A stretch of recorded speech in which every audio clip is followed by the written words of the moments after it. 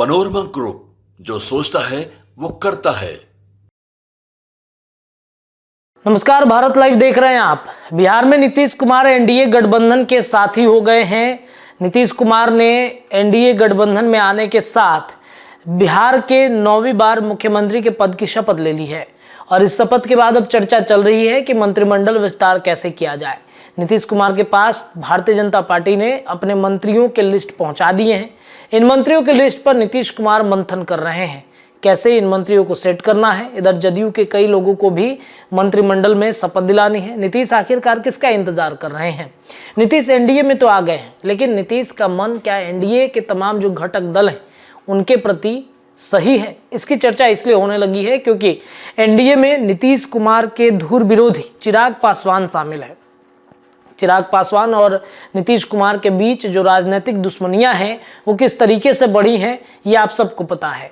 नीतीश कुमार जब एनडीए में आ रहे थे, जब चर्चाएं चल रही थी, तो सबसे ज़्यादा परेशानी किसको हुई थी? तो वो चिराग पासवान की। हालांकि चिराग पासवान ने ये कहा है कि नीतीश अगर एनडीए गठबंधन के आइडियोलॉजी पे चलते हैं, उनके जो सिद्धांत है वो अगर नरेंद्र मोदी के साथ रहेंगे तो हमारी कोई लड़ाई नीतीश कुमार से नहीं है। लेकिन नीतीश कुमार अगर अपनी आइडियोलॉजी, अपने सैद्धांतिक विचार लगा देते हैं तब हमें परेशानियां होगी, यानी कि जो उनके सिद्धांत है उन सिद्धांतों पर हमारी दुश्मनी है।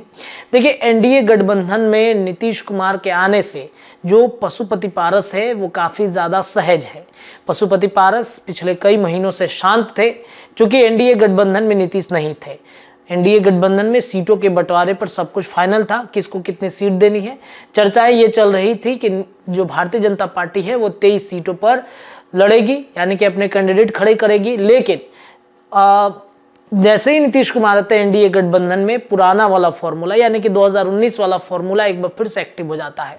2019 में जो भारतीय जनता पार्टी थी या फिर जदयू थी उसे 17 सीटें मिली थी।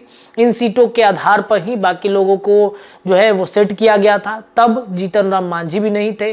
तब आपको बता दें कि उपेंद्र कुशवाहा जदयू में शामिल थे। हालांकि इन सीटों को लेकर के अब एनडीए गठबंधन में सियासी तूफान मचता हुआ दिख रहा है, क्योंकि एनडीए में सब कुछ फाइनल था। एनडीए में चिराग पासवान भी आए इसी शर्त पे थे कि हमें 6 सीटें चाहिए। तब पशुपति पारस की ये चर्चा चल रही थी कि पारस जो है वो बीजेपी के सीट पर लड़ सकते हैं, और अभी ये चर्चा है बीजेपी सीट को लेकर के।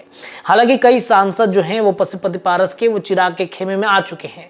चिराग के खेमे में आने से उन्हें लग रहा है कि हमारी जो टिकट है वो टिकट बच जाएगी।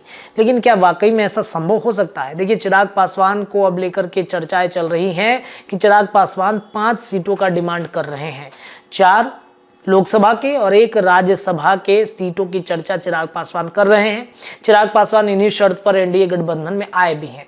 लेकिन जदयू के लोग यानी नीतीश कुमार चिराग पासवान को आज भी एक्सेप्ट नहीं कर सकते हैं, क्योंकि नीतीश कुमार को चिराग पासवान पर भरोसा नहीं है। 2019 का प्रकरण जब नीतीश कुमार याद करते हैं, 2020 का प्रकरण जब नीतीश कुमार याद करते हैं, तो यही बात वो कहते हैं कि चिराग पासवान की वजह से हमारे सिर्फ और सिर्फ 45 विधायक ही बन पाए।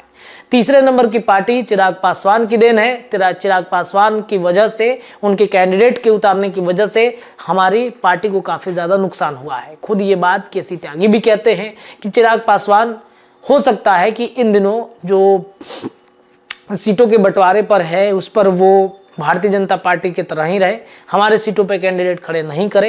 लेकिन चिराग पासवान ने भी खूंटा गाड़ दिया है कि 5 सीटों से कम में कॉम्प्रोमाइज़ हम नहीं कर सकते हैं। ऐसे में नीतीश कुमार को डर है कि अगर चिराग पासवान को भारतीय जनता पार्टी ने जो बातें वो बोल रहे हैं, जो बातें वो मांगना चाहते हैं, अगर वो बातें नहीं हो पाई तो शायद 19 वाला फॉर्मूला चिराग पासवान एक बार फिर से ला सकते हैं। क्या ये वाकई में संभव है? क्या नीतीश कुमार ने चिराग पासवान को एक्सेप्ट नहीं किया है? चिराग पासवान के अलावा सबको एक्सेप्ट कर लिया है, लेकिन नीतीश कुमार ने चिराग को आखिरकार क्यों नहीं एक्सेप्ट किया है? मनीमंद चिराग पासवान ने भी नीतीश कुमार को एक्सेप्ट नहीं किया है। इस बात की चर्चाएं खूब हो रही हैं।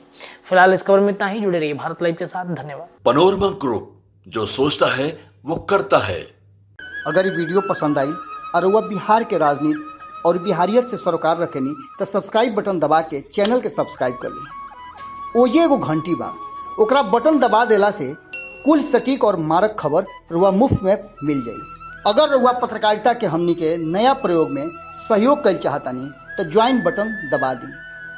पेटीएम नंबर नोट कर ली 9386816700। धन्यवाद।